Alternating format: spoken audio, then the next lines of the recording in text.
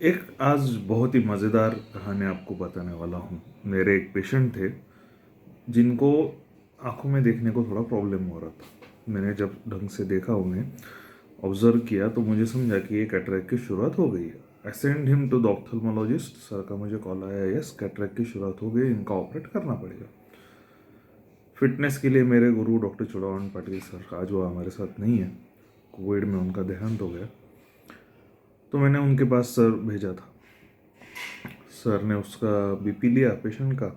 अब बीपी आया 210 220।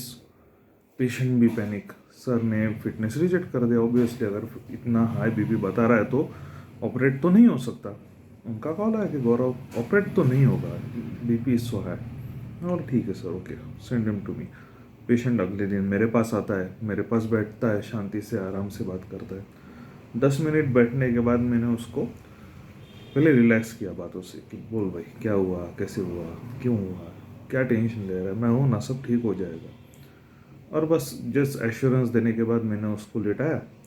अब मेरे पास उसका बीपी 130 140 इतना आ रहा है। मैंने 2 बार चेक किया। अब मेन चीज़ क्या है कि मेरे पास उसका बीपी स्टेबल था, पेशेंट एकदम रिलैक्स था। अगले दिन फिर से मैंने सर के पास भेजा। अब सर के पास भेजने के बाद सर ने फिर से फटाफट उसको अंदर बुलाया, उसका बीपी लिया।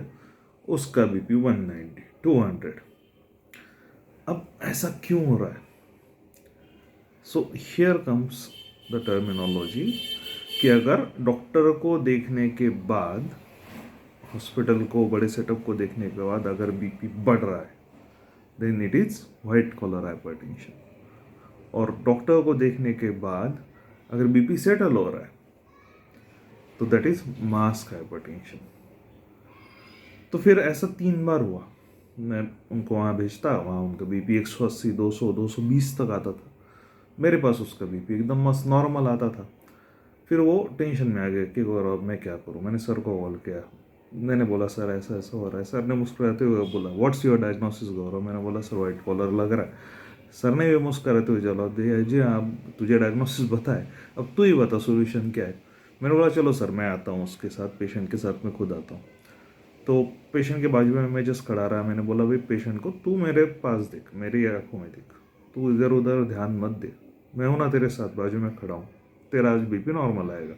उस दिन सर के पास हॉस्पिटल में भी उसका बीपी 130 140 आया। सर को देख के खाली फुकट वो डर रहा था बस। Don't know, this is all psychology.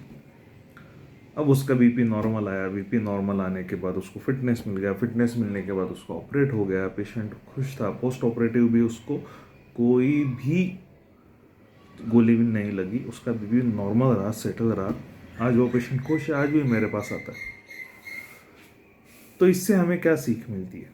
पहली तो 2 चीज़ें आपको सीखने को मिली नहीं कि अगर डॉक्टर को देख के आपका बीपी बढ़ रहा है, that is white collar hypertension.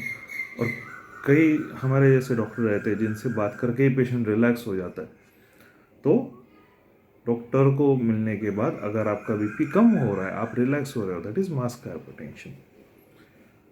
पर अगर आपके डॉक्टर ने आपको एक बड़ा आंकड़ा बोला है बीपी का कि आपका बीपी 180 200 है, तो पहली बात आपको डरना नहीं है। On a very first visit to the doctor अगर आपका बीपी बढ़ा हुआ आता है, एक बड़ी वैल्यू आती है 180/100 200/100, तो फर्स्ट विजिट में अगर आपको उसके साथ अदर कॉम्प्लिकेशंस नहीं है, टर्म एंड कंडीशंस, कि अगर उसके साथ आपको कोई कॉम्प्लिकेशन नहीं है तो आपको डरने की ज़रूरत नहीं। हाँ, अगर उसके साथ चेस्ट पेन है, स्वेटिंग है, उसके साथ अदर कॉम्प्लिकेशन है, तो तुरंत आपको कार्डियोलॉजिस्ट का ओपिनियन लेना चाहिए। फटाफट वो ईसीजी करेंगे, देखेंगे क्या उसमें क्या है क्या नहीं, और फिर डिसाइड करेंगे। पर मोस्ट ऑफ द टाइम अगर asterisk again, if there are no other complications with that raised BP, no chest pain, no profuse sweating, no dyspnea on exertion, अगर कॉम्प्लिकेशन नहीं है और आपका बीपी अगर बढ़ा हुआ आता है, तो हाई चांसेस है कि वो वाइट कॉलर हाइपरटेंशन हो सकता है। आप चल के आ रहे हो, आपको कोई टेंशन है, आपको बुखार है, आपको रिनल कोलिक हो रहा है, आपको अदर कोई भी टेंशन है, अगर आपको अंडरलाइन कोई कंडीशन है तो उसकी वजह से आपका बीपी बढ़ा हुआ आ सकता है, उसके लिए डरने की ज़रूरत नहीं है।